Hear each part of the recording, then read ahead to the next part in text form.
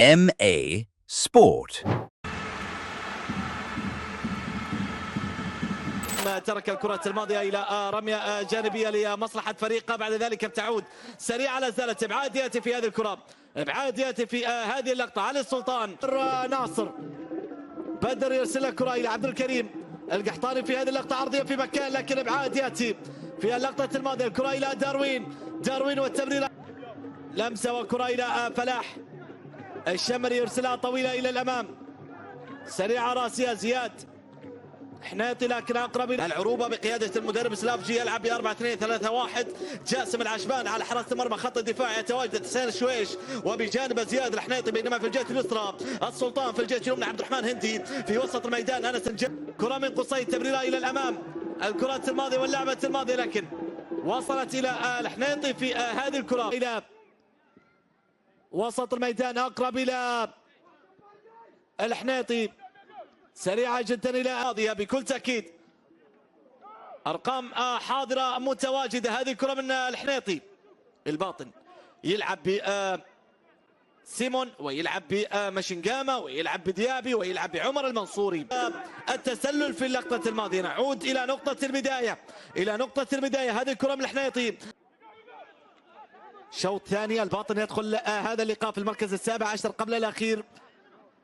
نعم، في البدلاء لفريق نادي الباطن: مزيد العنيزي، يوسف فواز، عبد الاله الشمري، سالم باريان، عبد الرحمن الظفيري وطارق لاعب الباطن، ودخول سالم السليم، خروج ايمن الحجيري، ودخول ابو بكر جونيور. هذا ابو بكر.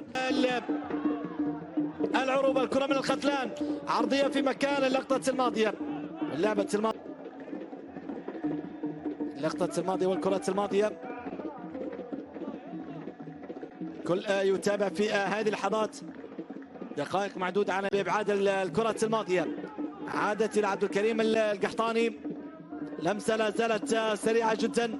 8 وعبر تطبيق 8 بكل تأكيد. الكرة بتصل إلى الجهة اليمنى، زياد الحنيطي، لمسة إلى الجويد.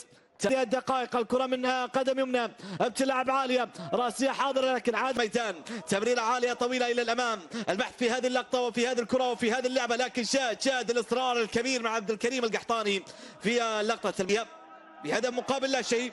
قبل ذلك خسارة من أمام العلا، خسارة من أمام الجبلين، خسارة من أمام الدرعية، والتعادل من أمام العدالة. الجميل من الشمري في اللقطة الماضية. كرة بتلعب عالية سريعة، لا زالت بعد غياب بعض الأسماء التي غابت عن فريق نادي العروبة في الجولات الماضية.